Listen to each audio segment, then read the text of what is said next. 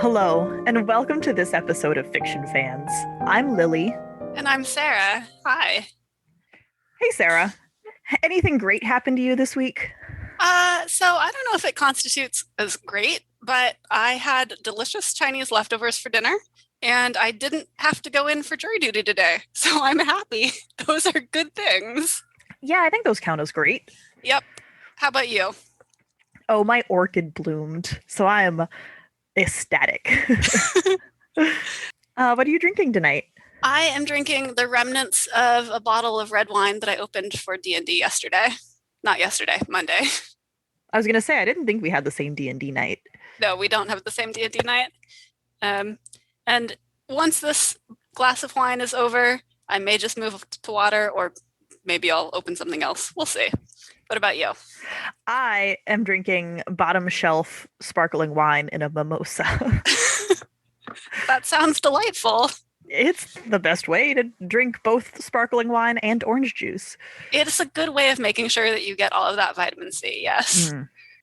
I realized maybe should we not talk so much about how it's Wednesday night, since that's not how listening to podcasts works? I mean, maybe. We haven't actually said that it's Wednesday night yet. Not this time, but I think in every episode until now, I've said something about it being nighttime or Wednesday. I mean, talking about the alcohol we're drinking is kind of talking about how it's an evening. That's true. Except I just said I'm having a mimosa. Who knows? That's true. It could be 5 a.m. I don't think I could drink mimosas at 5 a.m. No. No, I don't think so either. No. That would just be more out of protest of it being 5 a.m. So, read any good books lately? Not independently. I think all of my reading recently has been something that we are going to speak very directly about later tonight. So I'm not even going to bring it up. But I think you have. I have. I have actually done kind of a lot of reading recently, not counting podcast reading. I mean, I've done a lot of podcast reading too. I'm still continuing on with Crossroads of Twilight, which is book 10 of Wheel of Time. More on that later. Ominous. Yeah, ominous. I also read Daughter of Flood and Fury by Levi Jacobs, which I bought in a night of tipsy celebration and quite enjoyed, actually. I'm not sure if you would care for it as much because it is first person, but it was a really fun young adult adventure that I enjoyed. That sounds like a wonderful book for people who aren't me. Yes, exactly. But it was very good, and I am looking forward to the next book, which I think is supposed to come out this year. I hope it comes out because it ended on. I want to know what happens next. Oh, that's great. That's yes. That's the best book. That's how I knew that I didn't like the Hunger Games, because I liked reading it, but when I got to the twist at the end, or the love triangle twist at the end, I was just like, oh, okay, I'm done. Yeah. No more of this. Yeah. If you don't want to read the next book, that's a bad sign. Yeah. I enjoyed the first one. No, never going to read more. Yeah. And then the other book that I have started reading is Legacy of the Brightwash by Crystal Matar, which is a book that actually you might enjoy. It's gas lamp fantasy. I think there's supposed to be some crime solving in there. I haven't gotten very far. Ooh, I do love crime. It's very good. Yeah. It's very good so far. So you're on book 10 out of 42 or however many Wheel of Time books. Yes. How is that going? So, well, I know that in the last episode, I said that I didn't think that book 10 deserved to be called part of the slog, and that I didn't really think that any bit of the slog deserved to be called part of the slog. And I am now forced, I'm afraid, to eat my words. Book 10, yes. The first 2 pages were good. Those were the bits that I read before recording the last episode. Everything else afterwards has been kind of, yes, a slog. Oh no. Yeah, it's not. So part of that is a personal problem. And I want to keep this as vague as possible because I don't want to do huge spoilers for this. But I don't think that this will be I think that if I keep this vague, it's not going to be a huge spoiler, but there is a pregnancy plot line, and the things that this character does while pregnant are interesting and enjoyable to read about, except that she talks about the pregnancy like throughout everything. It just permeates her actions, and I am very much not interested in pregnancy plot lines, so I don't want to read about how she has morning sickness or not and things like that. That just does not interest me. See, on one hand, that seems very realistic to me. I imagine being pregnant does take over everything to some degree. Oh yeah. But also, as a reader, if you're not into that. Yeah, like I'm not saying that it's bad or not realistic. I'm just saying that like I don't want to read about it. And it does color the whole section, I imagine. Yeah. And then the other thing is that Perrin's chapters are all angst and no action, and I don't really have any interest in reading another chapter where he angsts over what's happening. I assume it's he's the one who's pregnant, right? Yes, he is the pregnant person. So that's how Wheel of Time is going. I hope to finish this book before we record our next episode, but I cannot guarantee that because it's slow going and other things are more interesting to read right now. We have some empty episodes planned just to give you time to actually read Wheel of Time. I know, which is good because I was making a really good pace through these books, and then we started this podcast, and now suddenly I'm not making good time at all. We just needed some variety in the first few episodes. Yeah, this is true. We can hit the Wheel of Time slog in our podcast, just like the Wheel of Time hits a slog in the books. It'll be a perfect synergy. Yes, I'm hoping I have maybe like 400 pages left. 350 pages left. God, that's too many. So I'm hoping that I can get through it. And then I'm also hoping that book 11 is less of a slog. We'll see when I get there. Well, fingers crossed for you, my dear. Thank you. I appreciate that. I am also embarking on, I'm using the word journey too much. It's like me and interesting. Yeah. We got the Wheel of Time journey to the center of the Discworld. I stand by, but I cannot also use journey to describe me playing The Witcher because that's just too many journeys in one episode of a podcast.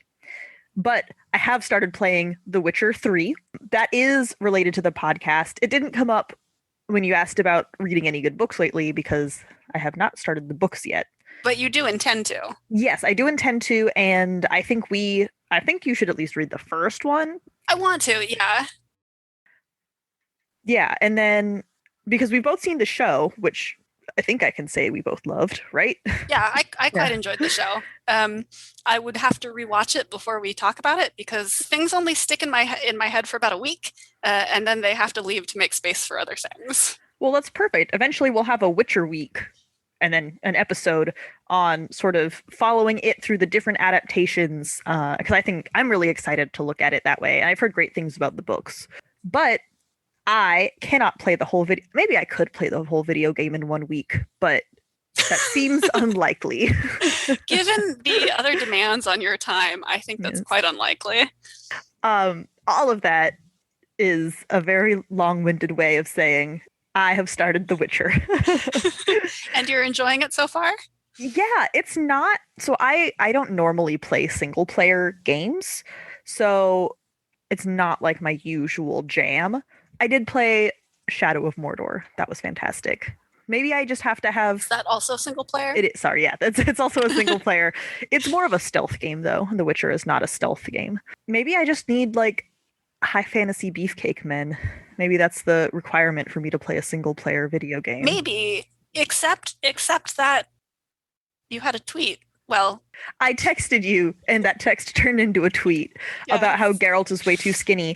That's an issue, I think, probably with the armor and character design. And because like looking at him, when you look at him, he's not that skinny. But then you realize that his armor is probably pretty thick. And so where is he actually under all of that? And then that's when you go, oh, wait, just because his silhouette looks okay does not mean this makes any sense at all. That's very fair. And that's what made me go like, hold on, how much of this is actually him? What's happening? That makes sense. Yeah. So I think it's maybe more of an armor design issue that I have. See, the question is, does he have the same silhouette when he takes off the armor?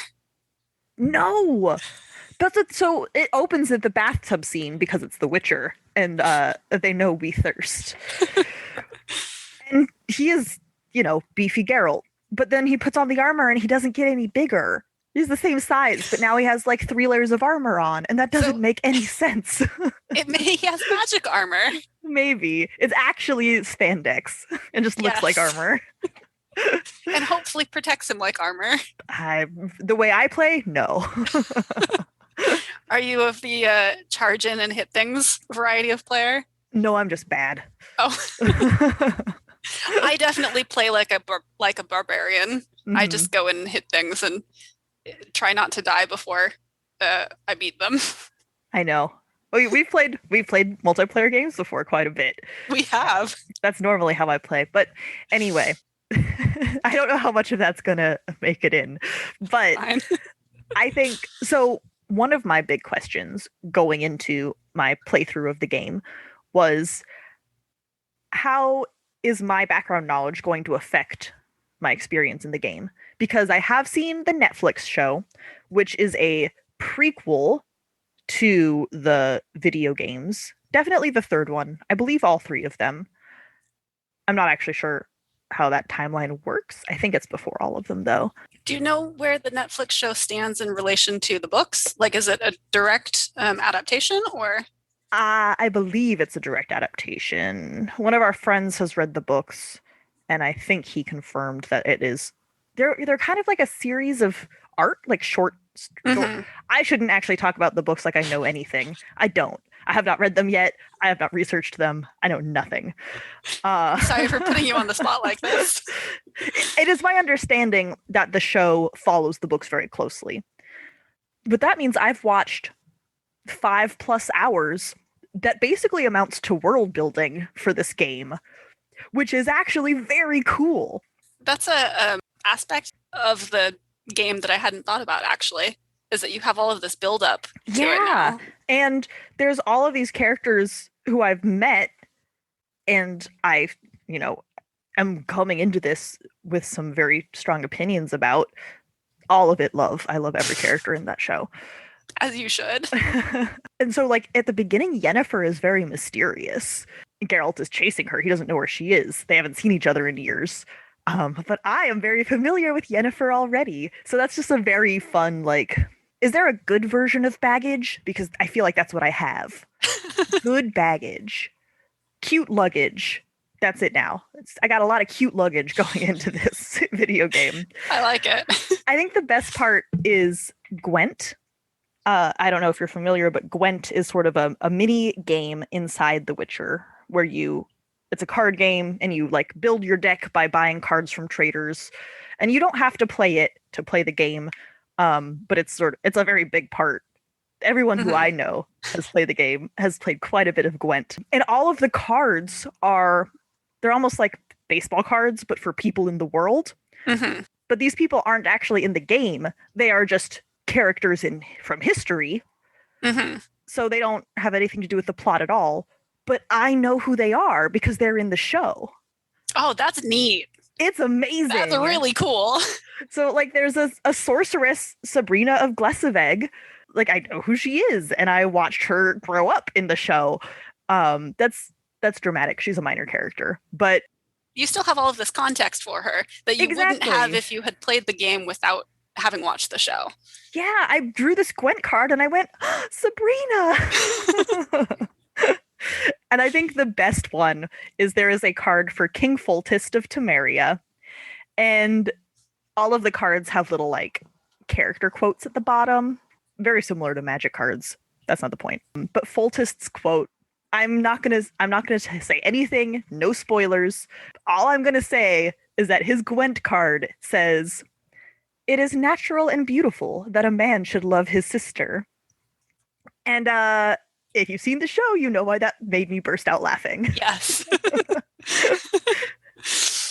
But that's such like it's almost like an Easter egg. Mm-hmm. Retroactive Easter egg. Yeah, I was gonna ask, do you know if this game came out like where When did this game come out in relation to the show? Before? Long before. Long before. Yeah, it came out in 2015. Oh, yeah. That's long before the show. Yeah. But it's very interesting to me how The Witcher, it's this huge universe, and then each different media is like doing a different piece of it, which is very cool. And they all work together, and you don't have to have experienced any of them to read or watch or play any of the others. Right. Like, and if you have, it doesn't ruin it. It only makes it better. Like, they all work together. Yeah, it just everything that you know about the world enhances your enjoyment of whatever medium you are experiencing it through. All of that is to say, Gwent cards. I'm so excited to get every Gwent card so I can look at all of these characters that I love in the show. It sounds like you're having a fun time playing it. I look forward to hearing more updates from you about it. Honestly, mostly I've just been killed by wild dogs. I haven't gotten very far. Yeah.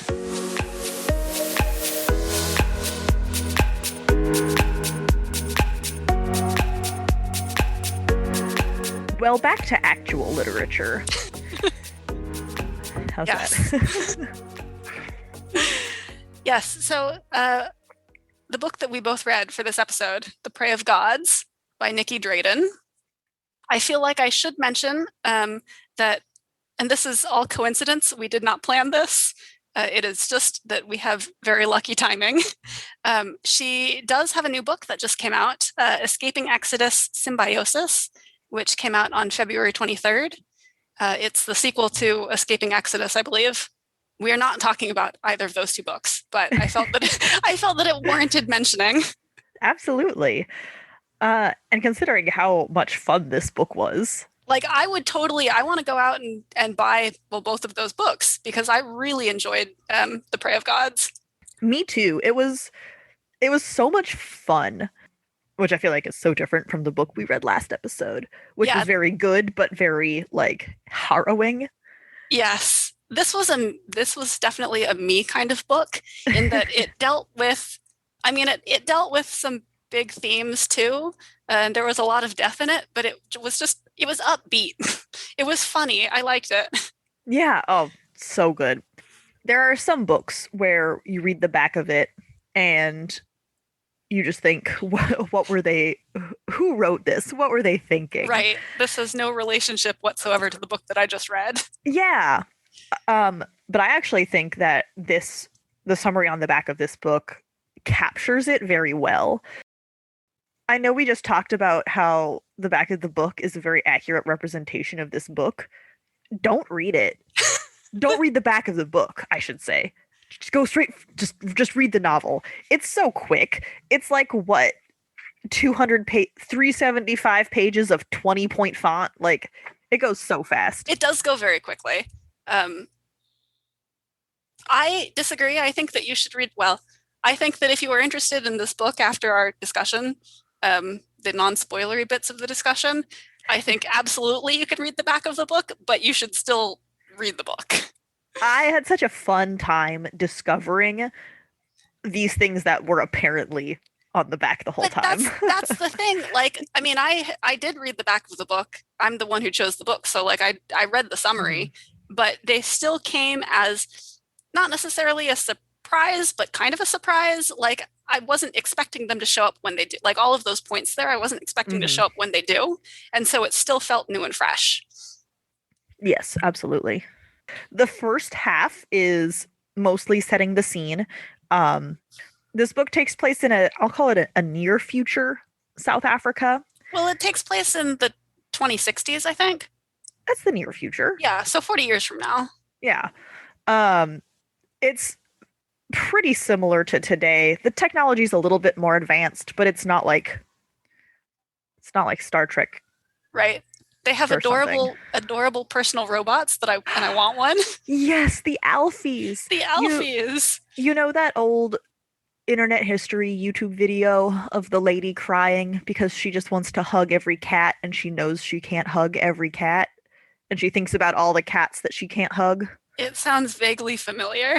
That was me sobbing about all of the Alfies in this book and how I want Yes. to hug every Alfie. Yes.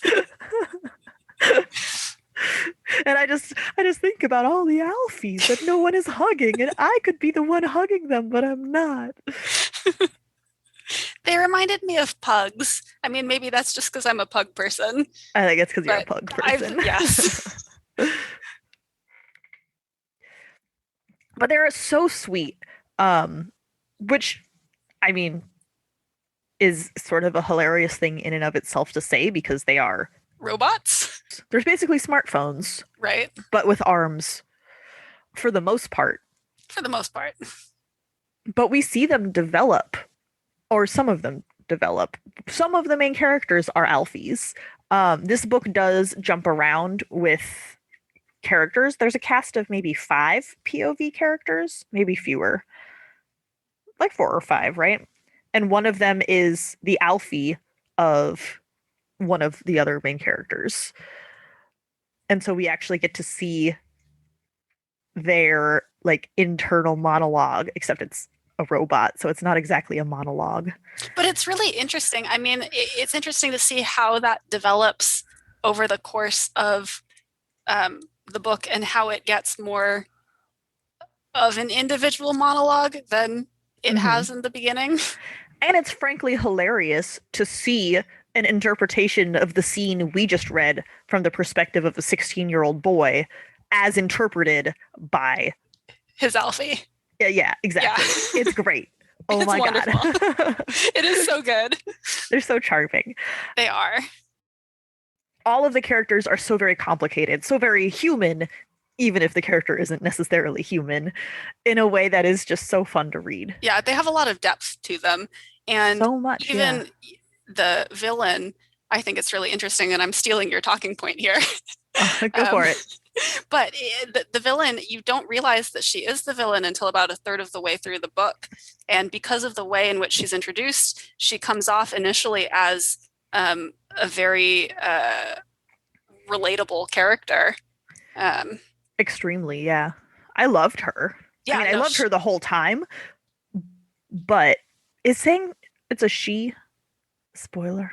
No, because you know that there's an ancient demigoddess hell-bent on regaining her former status. See, but I don't even interpret that as, like, I don't even want to say that that's the bad guy, because that could just be a quirky, like... By preying on the blood and sweat, but mostly blood, of every human she encounters. Okay, fine. Yeah, that's probably a little sketch. Little bit. If it's on the back of the book, it's not a spoiler, right? That's the rule. It's not a spoiler. All right. I think that one is entirely fair game. Okay, I clearly did not read the back of the book before I read this book. Well, I was the one who chose it, so yeah, it makes sense that you didn't bother to read the back of the book. I do this, like, I don't watch trailers either. If I'm going to watch a movie, I'm going to watch it. Right. And okay, I'll say, like, I did not know that character was an antagonist. I did not even know until, like you said, about a third or halfway through the book. Yeah, when it's revealed that she's the demigoddess or a demigoddess, I started to think, okay, she's probably not the sympathetic character that I thought she was. And then I think pretty shortly thereafter, she starts doing some bad stuff. So then it became very clear. But well, she does not nice stuff pretty early on, but it's like novel, not nice stuff. So you're like, that's all right. It's also, she's working as a downtrodden customer service, like in a customer service position. And the stuff that she's doing is maybe not hugely nice, but it's also like, yeah, you're just scraping by and you're doing what you have to in order to, like, pay your bills. Oh, we might have to move this to the spoilery section, but I did not catch on that she was the bad guy even when she started murdering people. I thought that was just a personality quirk. I mean, I don't think, again, because of what's on the back of the book, I don't think that's particularly spoilery. Okay. They do talk about the, blood and sweat, but mostly blood. It took me, maybe I should be embarrassed for how long it took me to realize that she was the bad guy. But that's the thing, like, she's still painted in a very sympathetic light for even when she starts doing very visibly bad stuff, because we're seeing things from her perspective, she still comes off as mostly sympathetic until you get to a certain point. She's also not the only character that kills people. That's true. Unrelated to the content of the book, I do want to talk about the 2 notes that I wrote for this book. Oh, yes. What notes did you write? I wrote some notes, too. I think so let's your notes are going to be much better than mine. My 2 notes were, 1, we used to have 2 taxidermy dictycs at my former place of employment. Dictycs being a type of small antelope, I believe. Really small, though. They're like... Yeah, really, really tiny. I'm still going to say cat-sized. They're like cat-sized. Yeah, they're cat-sized or small dog-sized. And we had 2 taxidermy dictycs at my former place of employment, and I really wanted to buy them because they were super cute, but they were also like $800. So no. It's a little pricey for something really cute. It's a little pricey for a piece of taxidermy that I don't actually know where I would put it. That's relevant because in this near future South Africa, they're dealing with a dictyc infestation. Yeah, that's the right word. Infestation. Yeah, the dictycs are everywhere. Mm-hmm. And then my other note was that we just talked about how is evil, but we love her anyway. And she has a coffee table that she uses as a torture device, but it sounds really awesome, and I kind of want it for my living room.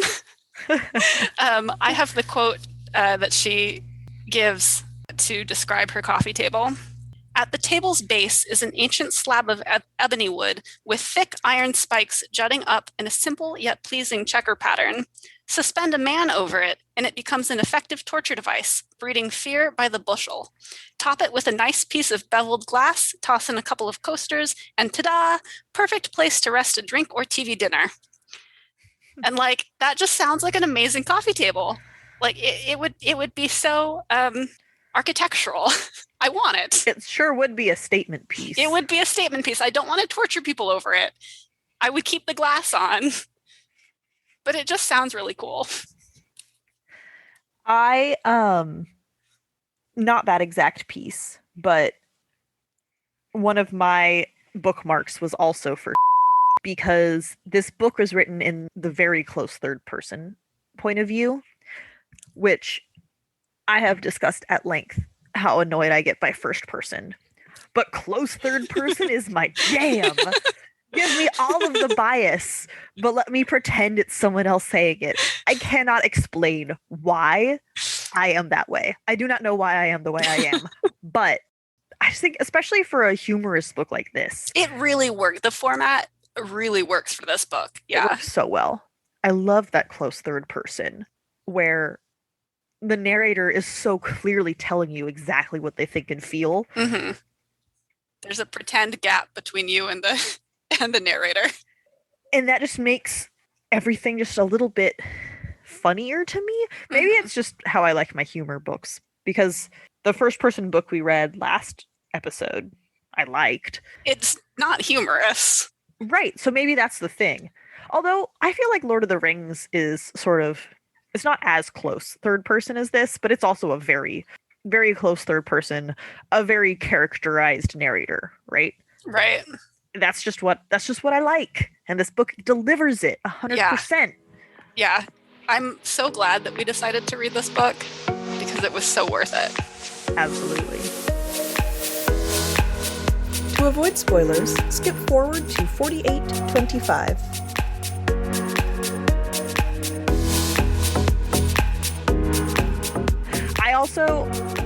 So apparently some of my opinions were slingshotting back and forth because I did not read the back of the book and had no idea what was going on.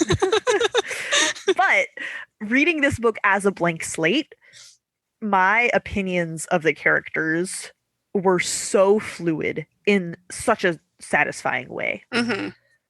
I mean, the very first character is Muzi, the 16-year-old boy. And right, I think he's the first point of view. Yeah. I think so, yeah. And I mean, I was about to say something real mean about 16-year-old boys. I won't. Oh, his friend Elkin is not a point of view character, but one of the I would say, main characters in the story. And he's definitely a main supporting character. yeah. And you just, as you learn more about him, or at least as I did, my opinion of him fluctuated so much. Yes. All over the place. Yes. Every section that he was in, I was flip-flopping. Just, it was like a seismograph. It was wild.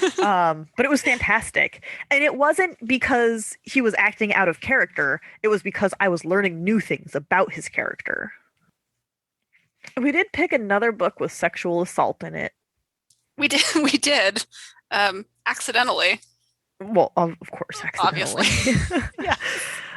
It's not nearly as graphic. It's really just mentioned. But I do think it's worth just saying, like, hey, that is something that happens in this book. Yeah, because it's being told from Nomvula's point of view, it feels very, like, present when it's happening. Oh, I wasn't even talking about her. I was talking about her mom.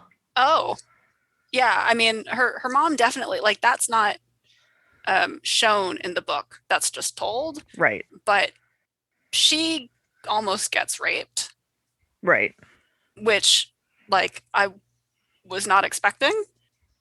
And that was obviously not as graphic as Hoover's death, but it was still quite, like, there. It was extremely upsetting. Yeah. It was because it's from Nomvula's point. Nomvula? I'm saying Nomvula. That's how I would default to pronounce it. Okay. But I don't know if that's correct or not. Part of how horrifying it is because it's from Nomvula's point of view. And she's, 11, 10? She's extremely young. She's quite young, yeah. And so she clearly doesn't understand what's happening. Yeah. So the narration is very, it honestly reminded me of Lolita. I haven't read Lolita, so. That's fine. But the narrator describing something in a certain way, and then you slowly realizing, oh, that is not what's actually happening right now. Mm-hmm. And that sort of dawning dread in your soul was similar. Yeah. I would not compare this book to Lolita in any way except for that. So why should someone read this book? Because it is funny, has cute robots, and compelling characters. It's also very sweet. It is very sweet. I'm not usually a huge fan of, like, sweet things. I know. I'm the sweet tooth between the two of us, and it shows. In food and in a book taste. Yes. But it is a very sweet book. There's a lot of, there's good romance, not really hugely prevalent, but, like, as sort of underpinning the story. But there's also just good platonic relationships between all of the characters. And, like, Muzi and his Alfie. We haven't talked about Stoker at all. Stoker is wonderful. It's rare that I read a book and I like all of the main point of view characters as much as I liked all of the main point of view characters in this book. It's true. Like you said, I also loved all of the characters, but I think Stoker and Rhea were the two that I felt were basically blameless. Yeah. Everyone else, I'm like, what the fuck is wrong with you? At least once. Yes. Whereas those two, I'm like, you were clearly trying your best at every moment. Yeah. I think what I like best about Rhea and Stoker is how, as you learn more about, like, they're not perfect people, but as you learn more about them, you see that they're doing the best they can with what they have to work with. They're also a very good pair to discuss because they were both being exploited in similar but different ways. Yeah. Right, because Rhea is a pop star, which I don't have to explain to you how that's inherently exploitative. And Stoker is a politician, like, being exploited by their parents. So Stoker is Stoker's last name, which is why I feel okay referring to the character that way. But she does transition into Felicity partway through the book. And I think that because she ends the book as Felicity, and Felicity is clearly like who she wants to be, yeah. I think that we should respect that and call her her. Okay. I agree. I didn't want to do that in the non-spoilery parts though. Right. Because that is like that's such a huge moment for her. It is, especially because she starts out not necessarily wanting to make that transition or not feeling comfortable to make that transition. Right. So as you see that progress, you're like, oh my God, I'm so happy for you. Yeah. Like, I want this for you.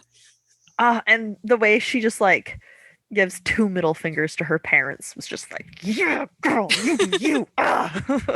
Yes. I have a really, I marked a quote about her transition, if I can find it.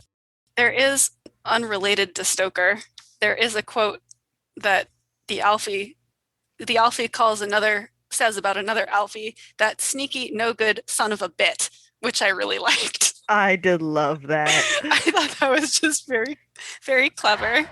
This book is hilarious. It's so funny. Like, I was laughing the entire time. But not in like a slapstick jokey way.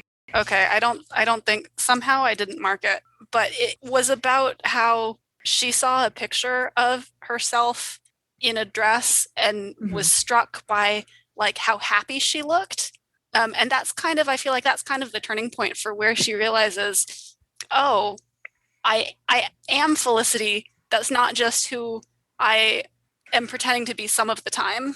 But I thought it was just a really human, moving moment. Yeah. And I liked it. It stuck with me. And it made me so, like you said, just so happy. Yeah. Like you really celebrate their triumphs, even the like quiet internal ones. Exactly. And like when she finds the strength to step up to her mother and say, no, this is who I am, I'm like, yes, you go. Yes. And I really love that her mother then turns around and goes, well, all right. It's like she clearly wasn't a super supportive mom. Right. Like there's some fucked up shit going on there. There are definitely issues there, but she comes through when it counts. Yeah, well, she absolutely does. And yes. And I feel like part of her was maybe waiting for Felicity to say, like, this is the line in the sand, right? Right. Like, yeah. That probably gives the mother too much benefit of the doubt. But I get the impression that as soon as Felicity stood up for herself, her mother was like, okay, you're running the show now. I pass on the baton, right? Like, because before she was clearly the one in charge. Yeah. Yeah. I am such a sucker for the belief gives you power trope. I don't know. I mean, I don't know if it's a trope. The only place that, and maybe this is just because I'm not very well read in this particular aspect, but the only other place that I can recall seeing it is in Discworld and Terry Pratchett. Yeah, it's very, very thematic in Discworld. Yeah. I mean, there's a whole book about it in Discworld. Yeah. At least, I think there's more than one. I mean, there's, but that's definitely how that world operates. Yeah. So maybe that's a particular thing for me, but I really enjoy that system where the more belief that exists, the more power a person has. I think this book takes it a step further because Nicky also incorporates fear also giving power. But not as much. Not as much. Sydney, who we ultimately find out is the bad guy, she lies to Nomvula at some point. I mean, she certainly hides the fact that she wants to kill Nomvula for quite some time. And because Nomvula is a very young girl, she doesn't cotton on to the fact that actually her big sister Sydney is not quite as... I thought Nomvula was suspicious of her. No, she's suspicious. But she has this whole point where she's like, I know Sydney's not great, but she's better than what I had. And if I'm just a little bit better, like, she'll love me and we'll be family. Yes. She's not, whereas Sydney from the very beginning is thinking, I'm going to kill this little girl. Right. She definitely like knows that Sydney is lying to her, but she thinks that there's a possibility. Yes. And she doesn't imagine that Sydney will go so far as to actually attempt to murder her. Maybe not. Definitely not. She's definitely afraid of her, but she's afraid, but she doesn't think that she's going to murder her until Sydney is literally saying, like, I'm going to come back here so I can kill you. Okay, fair enough. One of the things that I really liked about this book was how everything was interconnected. Oh, so well too. Yes. Yeah. Yes. It all fits together really seamlessly. And this is also evident in how all of these background characters that really only show up once or twice end up all being part of like the same family. Like they all weave into the plot. And I think it's really interesting how that happens. So I mentioned when we first talked about reading this book that I was like, oh, then I'll read some Asimov because this gives like the technology, the robots becoming people, which we haven't even talked about yet. We haven't even talked about it. There's so much to talk about this book. But originally I thought like, oh, I'll read some Isaac Asimov because this is like just the concept of robots gaining sentience. You know, I made that leap. I made that connection. But the more of this I read, I actually felt like it had more in common thematically with Frankenstein by Mary Shelley, which, as we all know, is the OG science fiction. And in the same way that this reminded me of Isaac Asimov's work, what the original science fiction was exploring the definition of humanity and where those definitions blur. Which this book does very, very well. Absolutely. Oh my God. From both sides, which is why I wanted to bring in the robots, because on one end, we get the blurring of humanity between what's the difference between a human and a god, like a handful of believers and a dictic virus. But then what is the difference between a robot and a human is just like a quirk of code, basically. Well, and that's also further complicated by the fact that at the end of the book, we end up with Muzi's consciousness in an Alfie. This book is full of good characters doing understandably bad things. Yes. Because we were talking about, you know, Muzi is not a great not even partner. They don't even know if they're boyfriends or not until literally the last chapter of the book. By the very end of the book, they have decided that they are boyfriends. In one chapter, Elkin is like, he's not my friend, he's my, I don't know. And then Muzi becomes a mech suit, a giant robot that Elkin drives, and he's like, I have the best boyfriend ever. And that's another part in the book where I had to stop and cheer for the characters because I was so happy for them. Mm-hmm. I love how they go from sort of figuring out, oh, we're friends, maybe with benefits, to actually we really like and care about each other and would sacrifice quite a lot for the other, and we're boyfriends now. Yeah, it's just that it's a great progression. That growth. Yeah. Yes. But also it's not frustrating because you understand why they're confused. Mm-hmm. And it's not one of those things where you're like, just talk to each other. What's wrong with yes. you? You know? The issues that they have with each other are not something that could necessarily be worked out just by like having one conversation. And it's compounded by the fact that Muzi is discovering his god powers at the same mm-hmm. time, where he can control people in their memories, and he uses that against Elkin, which is not okay. But Elkin says that, and Muzi is very upfront with like that he knows he's doing something wrong when he does it, and I appreciate that about this book very much. None of the characters think that they're doing the right thing when they're not. I love how Nomvula's power at the end comes from all of the Alfies believing in her. Speaking of how everything clicks together, like that was so it's like a perfect full circle, mm-hmm. right? The Alfies gain humanity, the humans gain godhood, and it's the Alfies that believe in the humans, the human Nomvula. Although the true full circle, we haven't talked about Rhea very much, which is, I don't think we're going to have time to, but that's a damn shame. Yeah. Because she's fantastic. She is really good. Like I said, everyone is really good, but she is really good. I feel like we talked about the characters that we had more complicated feelings towards more, because that's more interesting. But Rhea and Felicity, when we're introduced to her, is a sort of unhappy politician in that she doesn't really want to go into politics. She wants to be a pop star. And I love the progression but she wants to help people more than anything.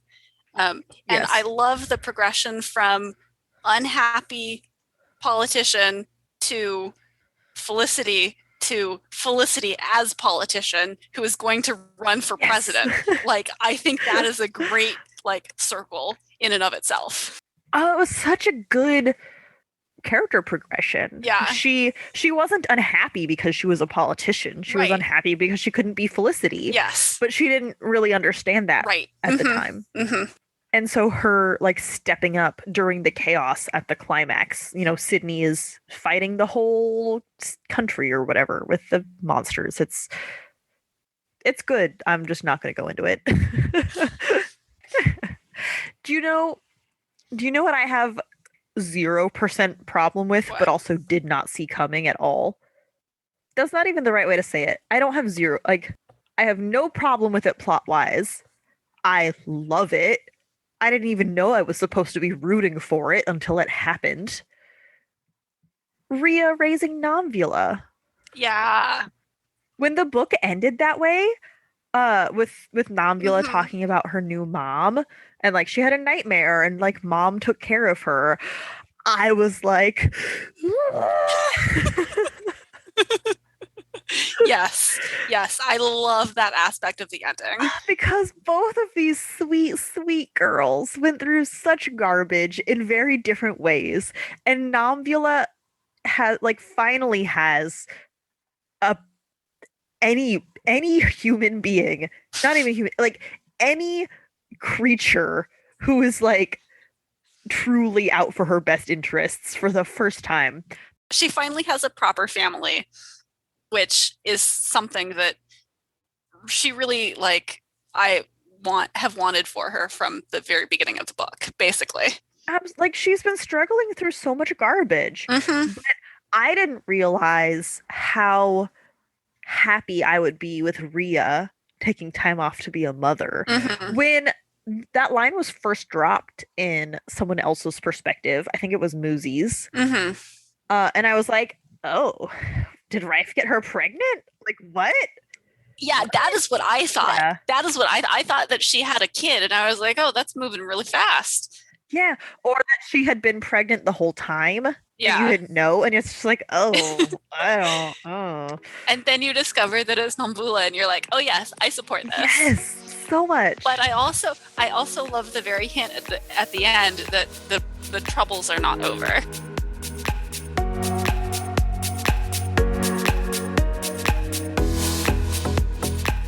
The Prey of Gods by Nicky Drayden not only creates a rich world with both magic and technology in a very fun sort of competition with not even competition with each other, just in a very fun interaction with each other. Yeah, I think coexistence. Yeah. It's nice to see these things just sort of, they both exist.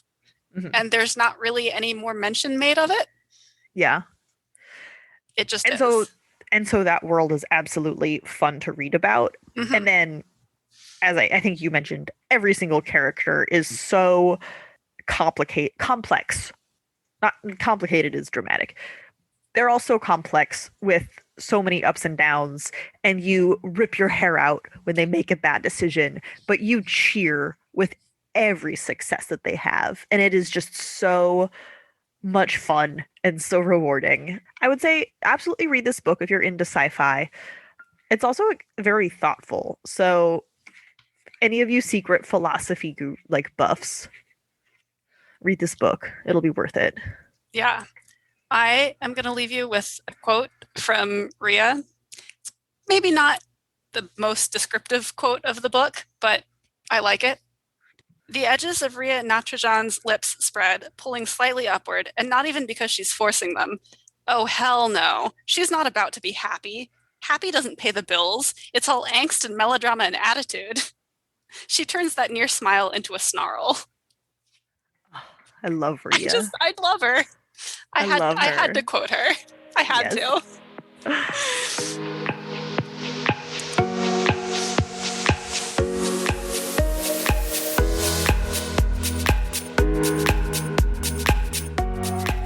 Sara. Yes, Lilly? Words are so weird. Tell me how words are weird.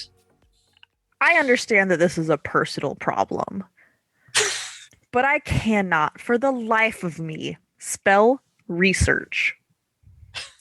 I don't think I have ever handwritten the word research and spelled it correctly, ever in my entire life. When I'm typing it, obviously, I get the red squiggle and I go, oh yeah, that's wrong.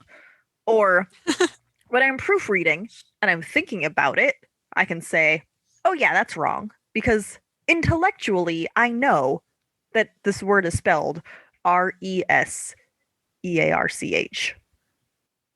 I like how you had to think about that. I really did. But that's the thing. If I think about it, I can spell it right. But my instinct is every single time Reaserch. And I realize that this is not great podcast content because I'm just throwing letters at you. But please just for a moment, everyone, close your eyes and think with me. Research. REA. Search. SERCH. Doesn't that feel better to you? No. It does, though. Why is search spelled SEARCH? That's dumb. I mean, I couldn't tell you why search is spelled SER. Yeah, I got you. I've infected you now. You have infected me.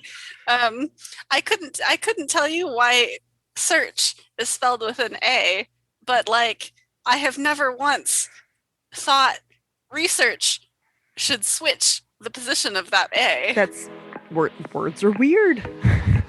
Words are weird. This is very true.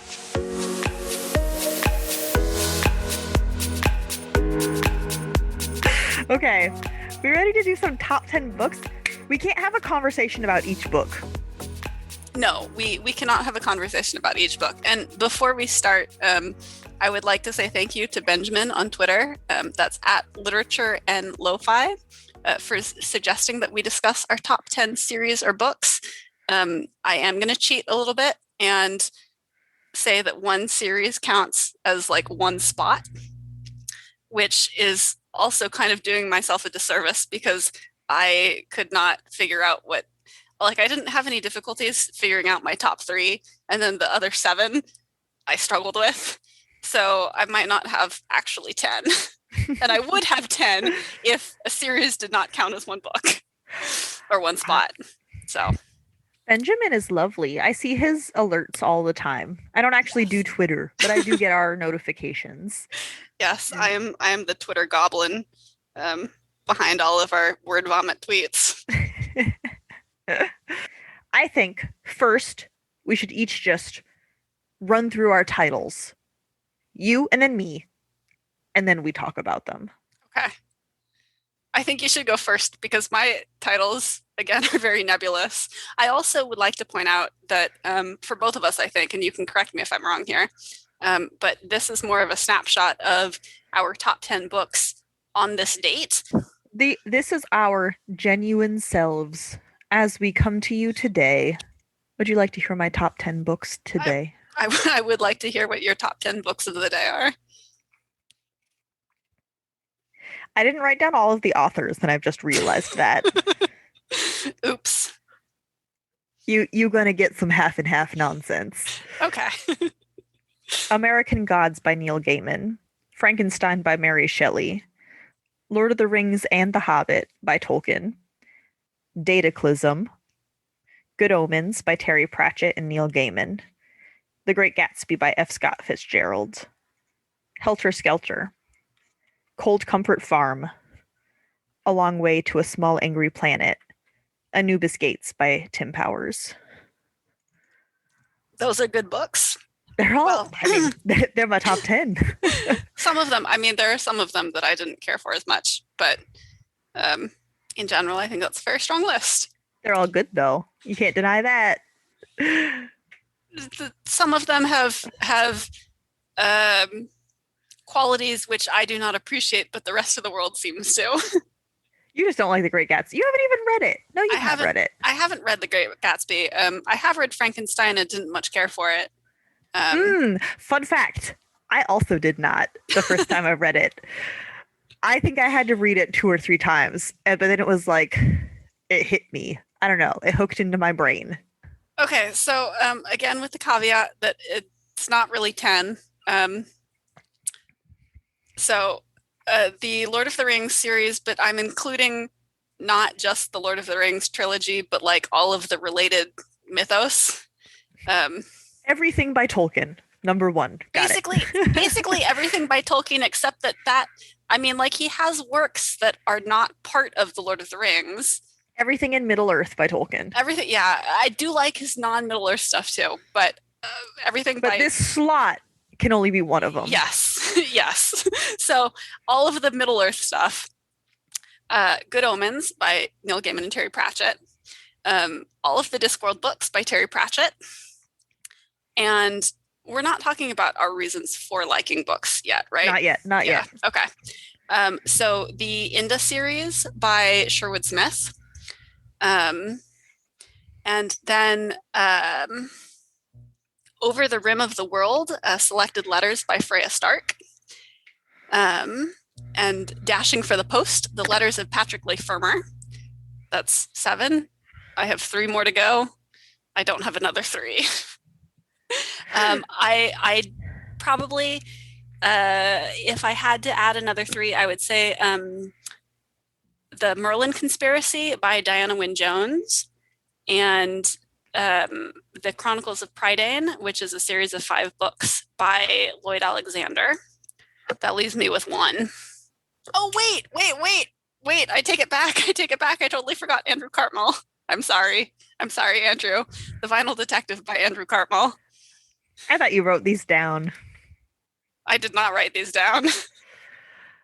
I absolutely did not write these down. That's very clear, because we actually, no joke, had a very long conversation about The Vinyl Detective before we started recording. And both of us forgot entirely. we did, yep. Thank you so much for listening to this episode of Fiction Fans. You can get in touch with us on Instagram and Twitter at FictionFansPod. Or you can shoot us an email at fictionfanspod@gmail.com. If you've enjoyed this episode, please rate, review, and subscribe. And have a fantastic evening. They're probably not listening to this in the evening. Well, I don't know. However podcasts work. Have a wonderful 24 hours. Sounds great. Have a wonderful 24 hours. See you next time. Bye.